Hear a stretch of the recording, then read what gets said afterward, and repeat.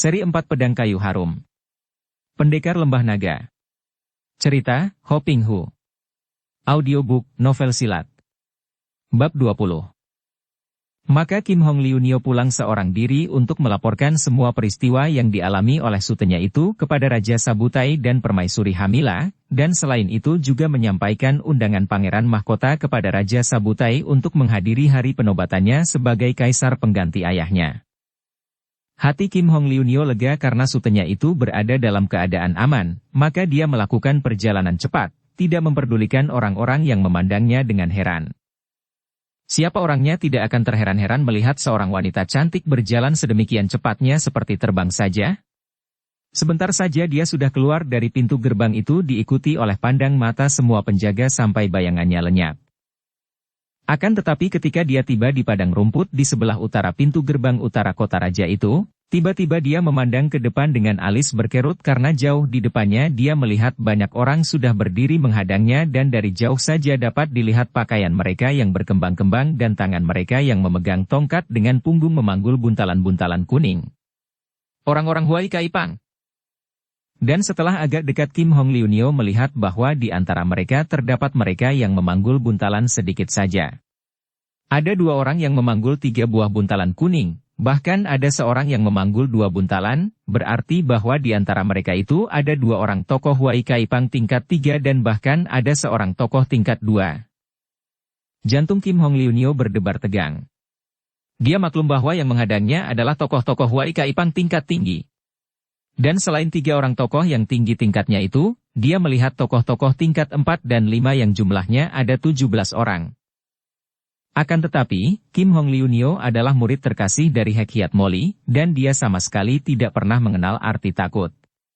Dengan sikap tenang penuh kewaspadaan dia berjalan terus dengan cepat tanpa mengurangi pengerahan ginkangnya dan sebentar saja dia sudah berhadapan dengan belasan orang yang sengaja menghadang memenuhi jalan itu. Terpaksa Kim Hong Liu Nio berhenti dan memandang mereka dengan sinar mata mengejek, tidak memperdulikan pandang mata belasan orang itu yang ditujukan kepadanya dengan penuh kemarahan. Yang menjadi perhatian Kim Hong Liu Nio adalah 3 orang kakek di depan itu, yaitu 2 orang tokoh tingkat 3 dan seorang yang bertingkat 2, karena dia tidak memandang sebelah mata kepada mereka yang bertingkat 4 dan 5. Perlahan dulu, Nona, berkata pengemis baju kembang yang memanggul 2 buah buntalan kuning di punggungnya. Pengemis ini usianya tentu mendekati 60 tahun, tubuhnya kurus kering seperti cecak mati saking kurusnya sehingga tubuh yang tingginya biasa saja itu kelihatan jangkung. Pakaiannya sederhana, akan tetapi bersih dan berpakaian tambal-tambalan dari kain-kain berkembang dan berwarna itu nampak lucu karena banyak merahnya, mungkin menjadi tanda bahwa pemakainya memang mempunyai kesukaan akan warna merah. Kulihat kalian ini tentulah tokoh-tokoh Huai Kaipang, jawab Kim Hong Liu Nio sambil mengerling ke arah 3 orang kakek pengemis yang pernah dikalahkannya tempo hari, yaitu mereka yang bertingkat 5. Apakah kini orang-orang Huai Kaipang yang tersohor itu telah berubah menjadi segerombolan perampok yang suka menghadang orang lewat di jalan raya? Kakek kurus kering itu tersenyum lebar. Biarpun dia marah sekali, akan tetapi kakek ini dapat menguasai kemarahannya dan menghadapi wanita yang dia dengar amat lihai itu dengan tenang.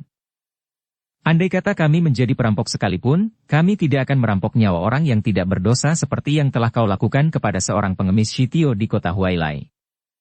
Kim Hong Liu Nio sudah tahu mengapa para pengemis itu menghadangnya, maka dengan jujur dan penuh keberanian dia berkata, "Memang aku telah membunuh pengemis Shitio itu."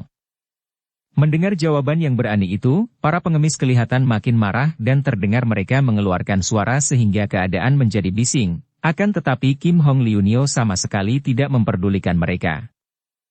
"Kenapa?" bentak tokoh kedua Huai Kaipang.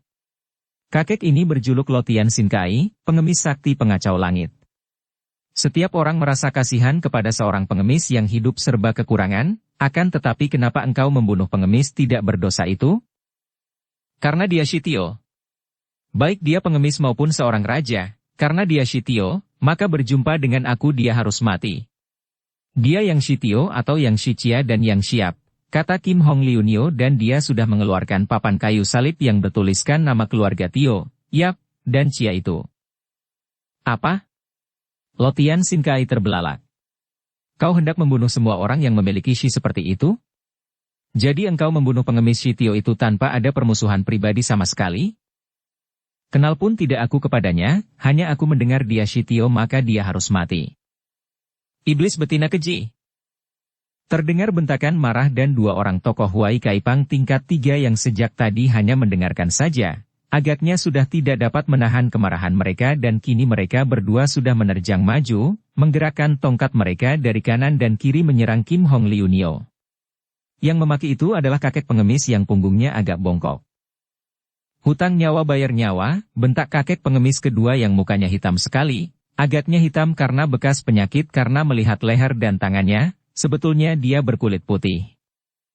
Kakek bongkok dan kakek muka hitam ini berusia kurang lebih 50 tahun dan mereka adalah tokoh-tokoh tingkat 3 dari Huai Kaipang, maka tentu saja mereka memiliki kepandaian silat yang tinggi. Yang punggungnya bongkok itu terkenal dengan julukannya Tia Chiang Sin Kai, pengemis sakti tangan besi, sedangkan yang bermuka hitam berjuluk Hek Bin Mokai, pengemis iblis muka hitam. Karena mereka berdua maklum dan mendengar dari 3 orang pengemis tingkat 5 betapa lihainya wanita itu, maka mereka maju berbareng dan serentak telah menyerang dengan senjata tongkat mereka.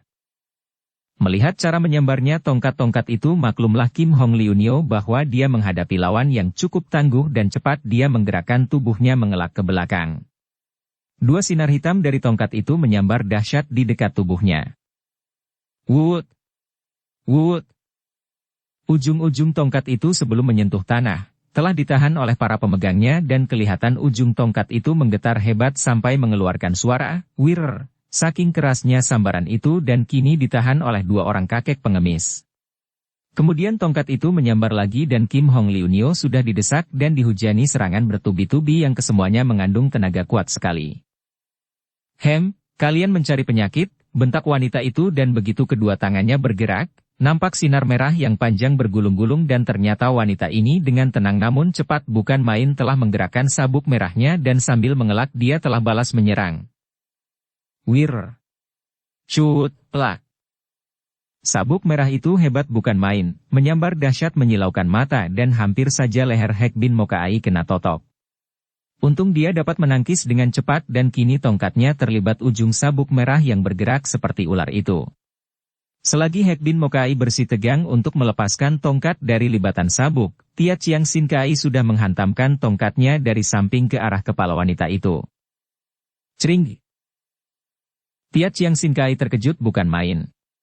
Tongkatnya yang menghantam kepala itu ditangkis oleh lengan kecil halus yang bergelang kerincing. Anehnya lengan kecil dan gelang-gelang emas kecil itu tidak saja mampu menangkis tongkatnya, malah dia sendiri sampai terhuyung ke belakang saking kuatnya tangkisan itu. Dengan marah dia lalu mengatur keseimbangan tubuhnya dan menubruk lagi, kini tongkatnya menusuk ke arah lambung dari sebelah kanan wanita itu. Pada saat itu, ujung sabuk merah masih melibat ujung tongkat di tangan Hek Bin Mokai dan agaknya Kim Hong Liunio tidak akan dapat menghindarkan diri dari tusukan tongkat kakek pengemis bongkok. Akan tetapi tiba-tiba Kim Hong Liunio mengeluarkan bentakan nyaring dan bentakan ini disusul teriakan Hek Bin Mokai yang tidak dapat menguasai tongkatnya lagi. Tongkatnya yang terlibat itu terbetot sehingga dia tidak mampu mempertahankan ketika tongkatnya itu bergerak ke kiri. Tak! Keras sekali pertemuan antara tongkat Hek Bin Mokai itu yang menangkis tongkat Tia Chiang Sin Kai yang menusuk tadi sehingga keduanya merasa betapa telapak tangan mereka nyeri dan senjata mereka itu hampir terlepas dari tangan. Keduanya memang memiliki tenaga yang seimbang dan tadi mereka telah mempergunakan seluruh tenaga, yang seorang ingin menarik kembali tongkatnya sedangkan yang kedua sedang menyerang. Wutut! Baru saja kedua tongkat itu bertemu tiba-tiba sinar merah menyambar dan tahu-tahu ujung sabuk telah melibat kedua batang tongkat itu dengan eratnya. Iblis jahat! Tia Chiang Sin Kai berseru marah dan dia menerjang maju dengan tangan kanannya, mengirim pukulan yang dahsyat. Kakek bongkok ini berjuluk Tia Chiang, si tangan besi, maka tentu saja dia memiliki tangan gemblengan yang amat hebat, kuat seperti besi dan ketika dia melancarkan pukulan itu tangannya berubah agak kehitaman. Akan tetapi, melihat datangnya pukulan itu, Kim Hong Liunio sama sekali tidak mengelak, bahkan dia lalu mengangkat tangan kirinya menerima pukulan itu dengan tangkisan, gerakannya seenaknya saja seolah-olah dia tidak tahu bahwa pukulan itu adalah pukulan ampuh, bukan sembarang pukulan. Melihat ini, giranglah kakek pengemis bongkok itu. Remuk tulang tanganmu sekarang, pikirnya girang, dan dia mengerahkan seluruh tenaga Tiat Chiang Kang ke dalam tangannya itu. Des!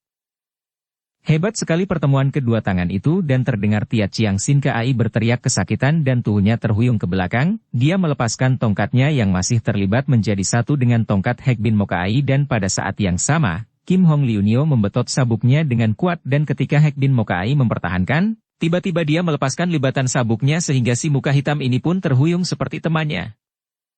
Tiat Chiang Sin Kai menyeringai karena tangan kanannya terasa nyeri bukan main, seperti patah-patah rasa tulang-tulang tangannya. Dia tidak tahu bahwa wanita cantik yang tadi telah melindungi tangannya yang kecil berkulit halus itu dengan sarung tangannya yang istimewa, yaitu sarung tangan halus dengan warna sama dengan kulitnya. Sarung tangan ini dapat dipakai untuk menyambut senjata tajam, apalagi hanya pukulan tangan kosong, biarpun tangan itu sama kerasnya dengan besi. Wanita kejam, engkau boleh juga. Tiba-tiba terdengar bentakan halus dan si kakek kurus kering, Lo Tian Sin Kai, tokoh tingkat 2 dari Huai Kaipang, telah menerjang dan menyerang Kim Hong Liunio dengan tongkatnya. Terdengar suara berdesir-desir dan tongkat yang digerakkan secara istimewa itu telah membentuk lingkaran-lingkaran yang 5 buah banyaknya. Itulah ilmu tongkat Ngolian Panghoat yang amat hebat. 5 lingkaran sinar tongkat itu bergerak-gerak dan dari setiap lingkaran menyambar-nyambar ujung tongkat yang mengeluarkan suara berdesing tanda bahwa tongkat itu yang kelihatan seperti kayu ternyata menyembunyikan benda logam keras di dalamnya dan tenaga yang dipergunakan untuk menggerakkan tongkat itu amat kuatnya. Kalian benar-benar hendak memusuhi aku? Majulah, bentak Kim Hong Liunio dan menghadapi ilmu tongkat lawan ini, dia sama sekali tidak merasa jerih, bahkan dia gembira sekali. Kim Hong Liunio adalah seorang wanita yang suka sekali akan ilmu silat. Telah banyak dia mengumpulkan dan mempelajari ilmu-ilmu silat dari semua aliran yang ada di dunia persilatan, dan kalau bertemu dengan suatu ilmu baru yang belum dikenalnya, dia merasa gembira sekali dan ingin mengenal serta mempelajarinya. Maka begitu dia melihat ilmu tongkat dari kakek pengemis kurus kering ini, dia melihat ilmu tongkat yang amat hebat sehingga timbul kegembiraannya dan dia cepat menghadapi ilmu tongkat itu dengan kedua tangan kosong sambil mainkan sabuk merahnya. Terjadilah kini pertandingan yang amat hebat. Tongkat yang dimainkan oleh Lo Tian Sin Kai memang luar biasa sekali. Ujung tongkat itu nampak menjadi 5 buah, seolah-olah kakek kurus itu mainkan 5 batang tongkat. Dan setiap ujung tongkat membentuk lingkaran-lingkaran yang menyambar-nyambar dengan dahsyatnya. Sedangkan Kim Hong Liunio juga memutar sabuk merahnya sehingga nampak gulungan sinar merah yang amat indah dan kuat menyelimuti dirinya yang menghalau setiap sambaran tongkat. Kadang-kadang wanita perkasa ini menggunakan tangannya untuk menangkis tongkat, karena tangannya telah terlindung oleh sarung tangan mujizat itu, dan kadang-kadang dia membalas dengan serangan kilat. Menggunakan ujung sabuknya untuk menotok ke arah jalan darah di tubuh lawan yang berbahaya. Diam-diam kakek pengemis itu terkejut bukan main. Ketika dia mendengar bahwa 3 orang murid keponakannya, tokoh-tokoh tingkat 5 dari Huai Kaipang dikalahkan oleh seorang wanita cantik yang telah membunuh seorang pengemis Shitio di Huai Lai, dia mengira bahwa wanita itu adalah seorang wanita Kang Ou yang hanya memiliki kepandaian lumayan saja. Akan tetapi ketika tadi dia melihat 2 orang pengemis tingkat 3 dikalahkan, dia merasa penasaran. Dan kini dia terkejut setelah memperoleh kenyataan betapa lihainya wanita ini. Selama 50 jurus, nampaknya pengemis tua kurus itu dapat mendesak wanita itu, buktinya, Kim Hong Liunio lebih banyak menghindarkan serangan atau menangkis daripada membalas. Karena mengira bahwa jagoan mereka akan menang, maka para pengemis itu hanya menonton saja, mengharapkan dalam waktu singkat wanita itu akan dirobohkan. Padahal, sesungguhnya tidak demikianlah. Kim Hong Liunio memang sengaja membiarkan dirinya diserang dan dia hanya mempertahankan diri karena memang dia ingin memancing keluar semua jurus ilmu tongkat yang menarik hatinya itu. Biarpun dia tidak mungkin dapat menguasai atau menghafal semua gerakan yang dilihatnya dalam pertandingan itu, namun setidaknya dia dapat mengenal ilmu ini dan dapat mengingat inti-intinya yang penting. Setelah lewat 50 jurus, dia merasa cukup menonton ilmu tongkat orang, maka kini dia mengeluarkan lengking panjang yang nyaring sekali, kemudian tubuhnya berkelebat cepat dan terjadilah perubahan hebat dalam pertandingan itu. Wir, plak-plak. Lotian Sinkai berseru kaget karena hampir saja ubun-ubun kepalanya kena disambar ujung sabuk yang disusul oleh tamparan tangan kilat ke arah ulu hatinya. Untung dia masih sempat mengelak lalu menangkis berkali-kali. Dia dapat selamat dari ancaman maut akan tetapi dia terhuyung ke belakang dan pada saat itu Kim Hong Liunio menerjang maju dan menghujani kakek itu dengan serangan-serangan dahsyat.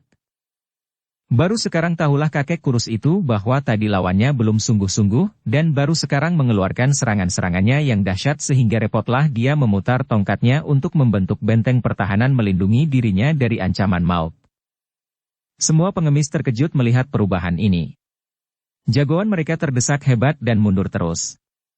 Melihat ini, Hek Bin Mokai dan Tia Chiang Sin Kai berteriak keras dan mereka sudah maju membantu jagoan mereka itu dengan memutar tongkat. Gerakan ini diikuti pula oleh semua pengemis yang sudah mengepung Kim Hong Liunio dan mulailah terjadi pengeroyokan yang ketat. Akan tetapi wanita itu tidak menjadi jerih dan sabuk merahnya membentuk gulungan sinar yang lebar dan panjang, bukan hanya untuk menahan semua tongkat yang menyambar dari sekelilingnya, akan tetapi juga untuk membagi-bagi totokan. Dalam beberapa jurus saja dia sudah merobohkan 3 orang pengemis tingkat 5. Akan tetapi karena dia tidak ingin menanam permusuhan yang hebat dengan perkumpulan pengemis yang besar dan berpengaruh ini, Kim Hong Liunio tidak membunuh orang, hanya merobohkan mereka untuk membuat mereka tidak dapat mengeroyoknya lagi dengan totokan-totokan di bagian jalan darah yang tidak mematikan. Betapapun juga, Kim Hong Liunio mulai terdesak hebat. Para pengeroyoknya terdiri dari orang-orang yang memiliki kepandaian silat tinggi, terutama sekali desakan dari Lotian Sin Kai yang dibantu Hek Bin Mokai dan Tia Chiang Sin Kai, amatlah berbahaya baginya sehingga Kim Hong Liunio sudah mengambil keputusan untuk kabur dan melarikan diri saja. Akan tetapi pengemis itu agaknya maklum akan niatnya ini dan pengepungan dilakukan makin rapat, gerakan tongkat-tongkat mereka menutup semua jalan keluar. Pada saat itu, terdengar derap kaki kuda dari depan dan tak lama kemudian muncullah seorang penunggang kuda. Dia ini seorang laki-laki berusia 40 tahun yang perkasa, berpakaian indah, pakaian seorang panglima pengawal Kim Yui yang mentereng, dengan bajunya yang disulam benang emas, kepalanya yang memakal topi berhiaskan bulu burung dewata, dengan tanda pangkatnya di dada kiri yang berkilauan. Melihat wanita cantik itu dikepung oleh para pengemis, panglima itu cepat melompat turun dari pelana kudanya dan sambil mengangkat kedua tangan ke atas dia berteriak-teriak. "Tahan senjata! Hentikan perkelahian! Para tokoh Huai Kaipang dengarkan dulu penjelasanku." Lotian Sin Kai menoleh dan ketika mengenal panglima itu adalah Li Xiang, panglima Kim Yui yang gagah dan telah dikenalnya, dia lalu meloncat mundur dan berteriak kepada para temannya untuk menahan senjata. Kim Hong Liunio juga mengenal panglima itu, ialah panglima pengawal yang pertama kali menerimanya di istana, bahkan yang mengawalnya sampai menghadap kaisar. Maka dia pun menahan gerakannya dan menyimpan kembali sabuk merahnya, lalu mengusap sedikit peluh di dahinya dengan sapu tangan dan wajahnya menjadi merah ketika dia bertemu pandang dengan panglima yang gagah perkasa itu. Sejak pertemuannya yang pertama dengan Panglima Li Xiang ini, dia memang sudah tertarik dan diam-diam dia mengakui bahwa panglima ini merupakan seorang pria gagah yang pertama kali menarik hatinya dan membuatnya merasa kagum. Lo Qianwei Lotian Sin Kai, harap Lo Qianwei dan para sahabat dari Huai Kaipang mengetahui bahwa Li Hiap Kim Hong Liunio ini bukanlah seorang musuh, sebaliknya malah, dia adalah seorang pendekar wanita yang telah berjasa, telah menyelamatkan mendiang Sri Baginda Kaisar dan Pangeran Mahkota. Lotian Sin Kai tentu saja tidak akan memandang kepada Panglima Li Xiang kalau saja tidak mengingat bahwa pria ini adalah seorang panglima pasukan pengawal Kim Yui yang amat kuat. Tentu saja akan merupakan bunuh diri bagi perkumpulan Huai Kaipang kalau berani menentang seorang panglima Kim Yui seperti panglima gagah ini. Maka dia menjura dan berkata dengan suara halus. Harap Li Qiangkun mengetahui bahwa wanita ini telah membunuh seorang di antara anak buah kami sehingga terpaksa kami menuntut balas. Li Xiang terkejut. Dia sudah mendengar akan kesetiakawanan para pengemis, dan dia tahu pula bahwa Huai Kaipang adalah perkumpulan pengemis yang paling berpengaruh di daerah kota raja dan mempunyai anggota yang ribuan orang banyaknya. Dia menoleh kepada Kim Hong Liunio dengan pandang mata bertanya. Kim Hong Liunio tersenyum kepada panglima yang dikaguminya itu. Li Qiangkun, harap jangan percaya omongan mereka ini. Benar bahwa aku telah membunuh seorang pengemis Shitio di Huailai, Akan tetapi pengemis itu kukira bukanlah anggota Huai Kaipang karena sama sekali tidak memakai pakaian berkembang. Pula, aku membunuh dia sama sekali bukan karena dia pengemis, bukan pula karena dia ada sangkut pautnya dengan Huai Kaipang atau Kaipang dari manapun juga, melainkan karena urusan pribadi yang tidak ada sangkut pautnya dengan jagoan-jagoan tukang keroyok dari Huai Kaipang ini. Kata-kata itu sekaligus merupakan tamparan kepada tokoh Huai Kaipang sehingga Lotian Sin Kai menjadi merah mukanya. Memang memalukan sekali orang-orang seperti mereka ini terpaksa mengeroyok seorang wanita dibantu oleh belasan orang anak buah mereka lagi. Li Xiang merasakan ketegangan yang timbul dari sikap kedua pihak, maka untuk melenyapkan ketegangan itu dia tertawa. Nah, para Lo Ciantui dan sahabat dari Huai Kaipang telah mendengar penjelasan Li Hiap Kim Hong Liunio bahwa Li Hiap tidak sekali-kali memusuhi Huai Kaipang dan peristiwa ini hanya timbul karena salah sangka belaka. Mengingat bahwa Li Hiap ini adalah sahabat Pangeran Mahkota, bahkan telah berjasa besar, maka aku percaya bahwa Huai Kaipang suka menghabiskan perkara ini dan tidak menimbulkan keributan yang hanya akan mengacaukan keadaan. Jelas bahwa di dalam ucapan itu terkandung ancaman bagi Huai Kaipang dan Panglima itu berdiri tegak penuh wibawa. Lotian Sin Kai menarik napas panjang.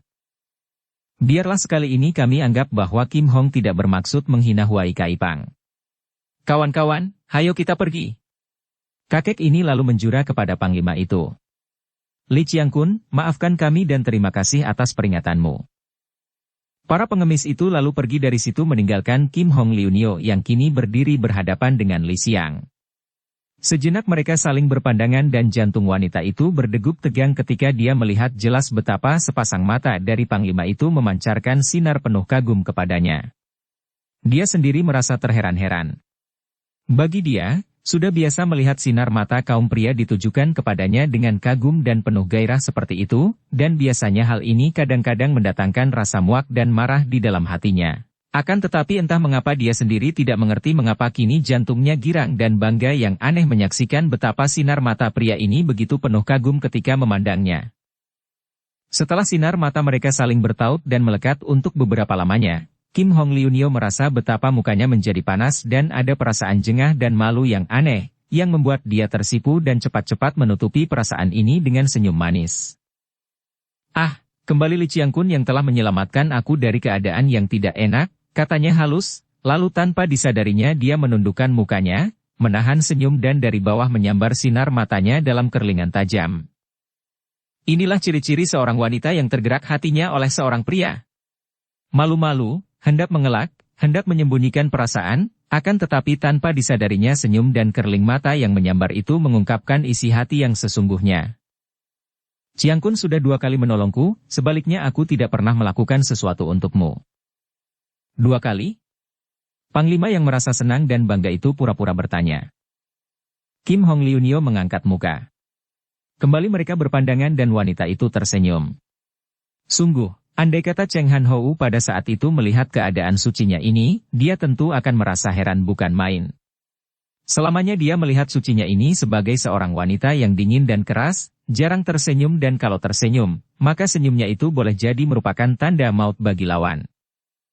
Akan tetapi sekarang, seperti seorang dara remaja yang malu-malu, bersikap memikat, matanya bermain-main dan suaranya halus.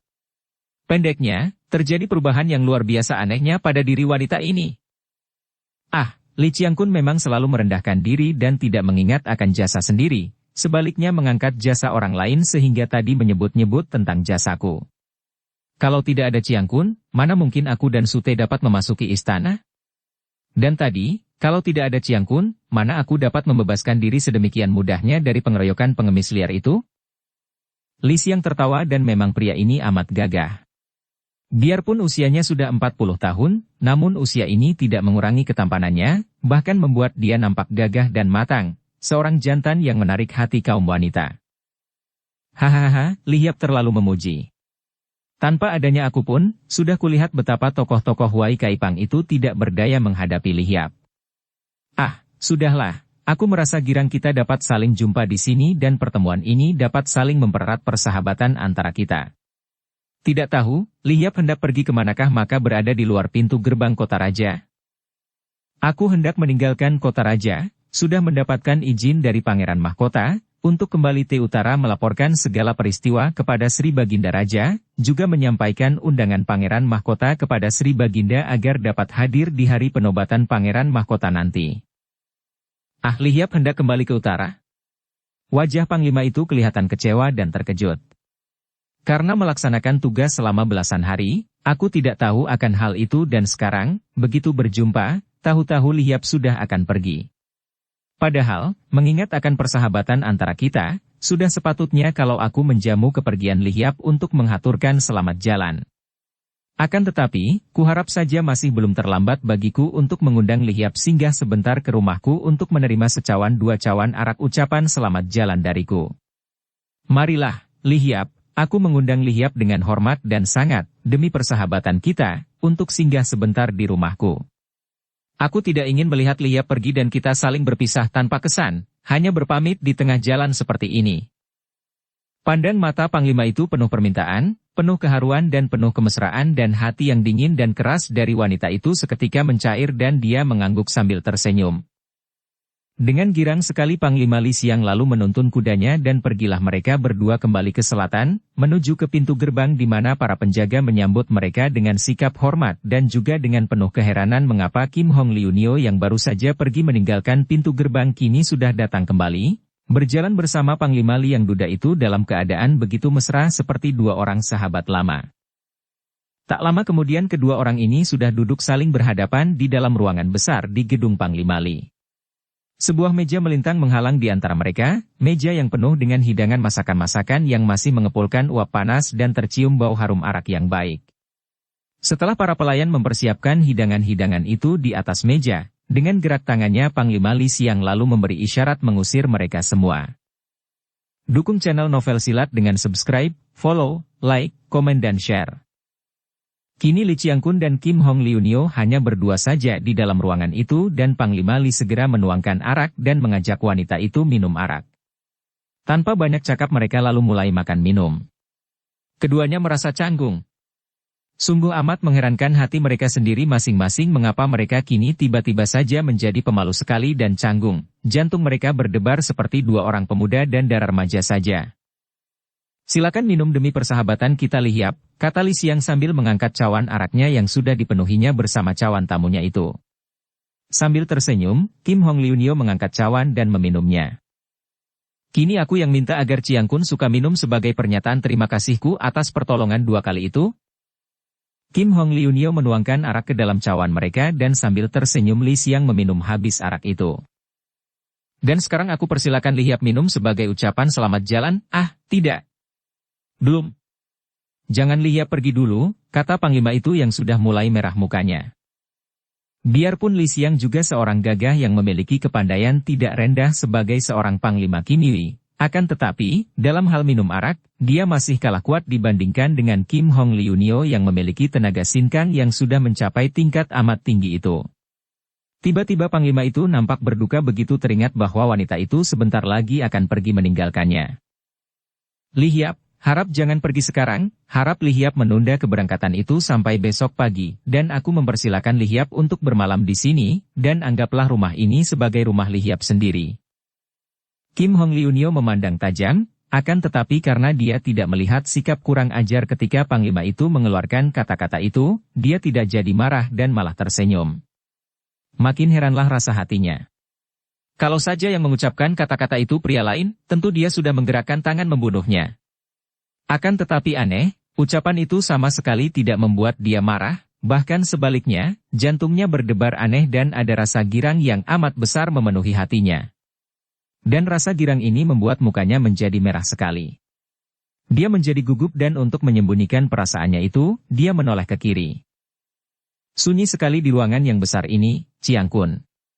Kalau aku boleh mengetahui, mengapa begini sunyi? Di mana keluarga Qiangkun? Aku ingin berkenalan dengan mereka.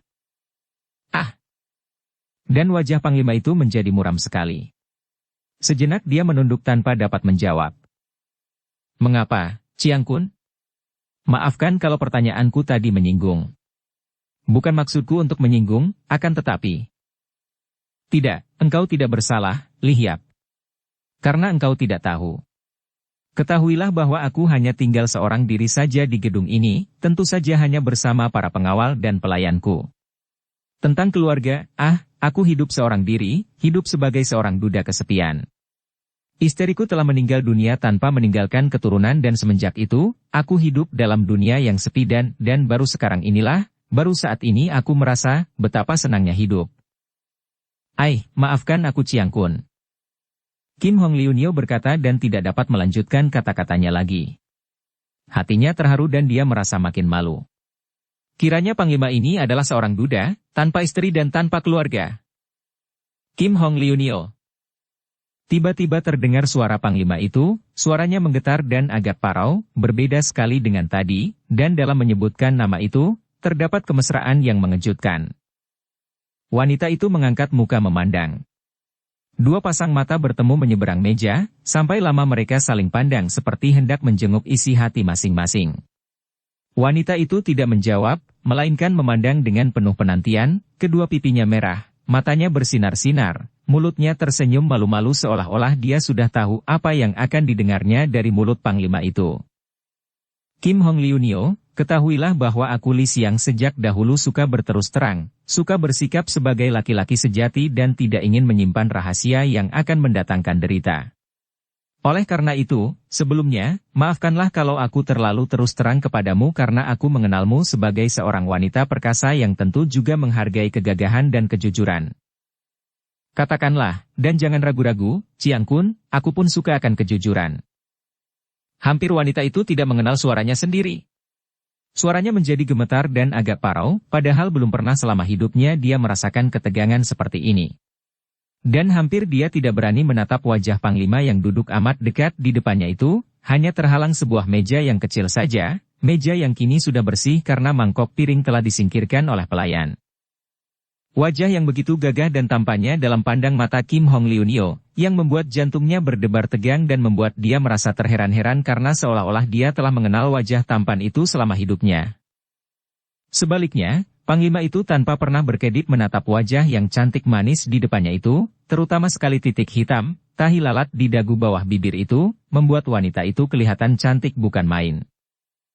Liunio, aku cinta padamu. Ucapan itu dikeluarkan dengan ketegasan seorang panglima perang.